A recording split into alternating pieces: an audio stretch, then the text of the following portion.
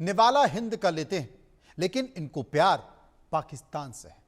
ऐसा ही पाक जासूस महाराष्ट्र के ठाणे से भी गिरफ्तार किया गया है। इस पर आरोप है कि इसने हनी ट्रैप में फंसकर 14 पनडुब्बी युद्धपोतों की जानकारी आईएसआई को दी है।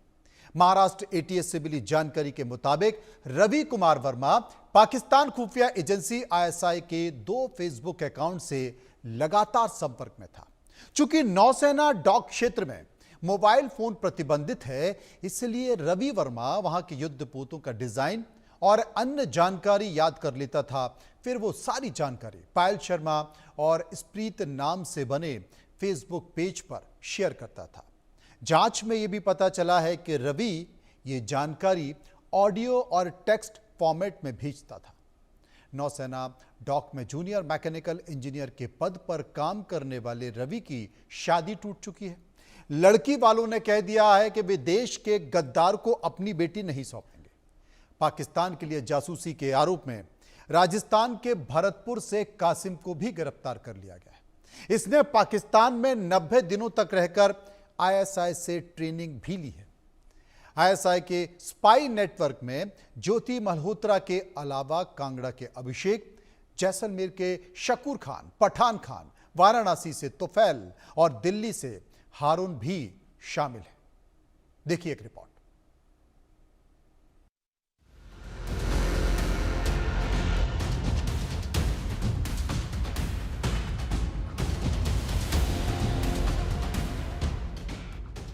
पाकिस्तानी जासूस तुफैल, शकूर, हारून, ज्योति, अभिषेक, मोतीराम, देश में कितने नमक हराम। देश से गद्दारी, पाकिस्तान से यारी।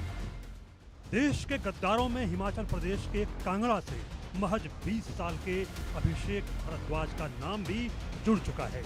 इसे पाकिस्तान से जासूसी करने के शक में गिरफ्तार कर लिया गया है। अभिषेक पर भारत की संवेदनशील जानकारियां पाकिस्तान में बैठे एजेंटों को भेजने का आरोप है। कॉलेज से ड्रॉप आउट अभिषेक के मोबाइल में संदिग्ध फोटो और दस्तावेज मिले हैं। डेटा को फोरेंसिक लैब में जांच के लिए भेज दिया गया है। कांगड़ा पुलिस के अनुसार छोटी उम्र में ही शातिर अभिषेक ऑनलाइन माध्यमों से देश विरोधी गतिविधियों में शामिल हुआ था।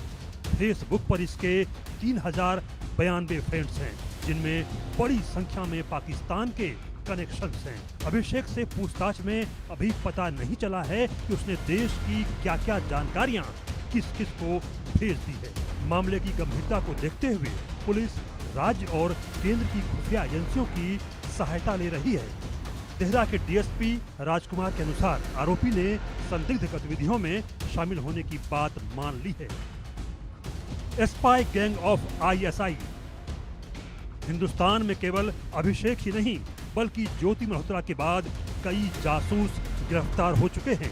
इसी सिलसिले में जैसलमेर से शकूर खान को भी गिरफ्तार कर लिया गया है। शकूर खान राजस्थान सरकार के रोजगार विभाग में कर्मचारी है।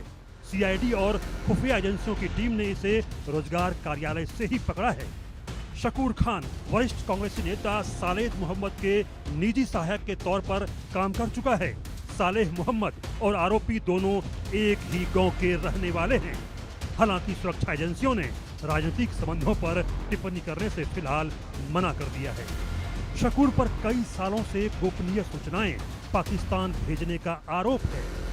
शकूर कुछ समय पहले विभाग को बिना बताए पाकिस्तान चला गया था। साथ ही विभागीय अनुमति के बिना कम से कम 6-7 बार यह पाकिस्तान जा चुका है।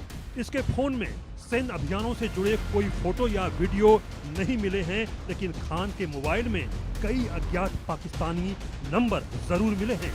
इसने कई फाइलें डिलीट भी की हैं। बात केवल शकूर खान की नहीं है। जैसलमेर में इससे पहले भी पिछले दिनों पठान खान नाम के जासूस को गिरफ्तार किया गया था।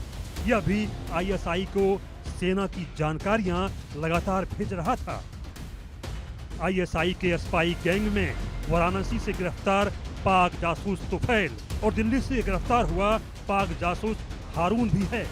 और सबसे खास बात ये कि गद्दारों में एक नाम सीआरपीएफ जवान मोतीराम जाट का भी है। मोतीराम 2023 से जासूसी गतिविधियों में शामिल था। इसने पाकिस्तान के हैंडलर्स के साथ राष्ट्रीय सुरक्षा से जुड़ी गोपनीय जानकारियां साझा की थी। एनआईए को यह भी मालूम चला है कि जानकारी के बदले इसे अलग अलग माध्यमों से पैसे मिले थे। सीआरपीएफ जवान को दिल्ली से गिरफ्तार किया गया है। पटियाला हाउस की एक विशेष अदालत ने इन्हें 6 जून तक एनआईए की हिरासत में भेज दिया है। स्पाई गैंग ऑफ आईएसआई के तहत अब तक कई पाकिस्तानी जासूस गिरफ्तार हो चुके हैं, लेकिन इसमें सबसे खास नाम है यूट्यूबर ज्योति मल्होत्रा का। ज्योति मल्होत्रा पाकिस्तान बांग्लादेश की यात्रा कर चुकी है। आईएसआई एजेंट के साथ इसके चैट भी मिले थे। 14 दिनों की जुडिशियल कस्टडी के बाद इसे जेल भेज दिया गया है। अब जमानत के लिए ज्योति मल्होत्रा निर्दोष होने के हथकंडे अपना रही है, इसलिए इसने अपना वकील भी ढूंढ लिया है। ज्योति मल्होत्रा के वकील कुमार मुकेश ने कहा कि ज्योति मल्होत्रा ने सभी आरोपों से इनकार किया है और पुलिस को जांच के दौरान क्या मिला है ये तो चार्जशीट के बाद ही पता चलेगा।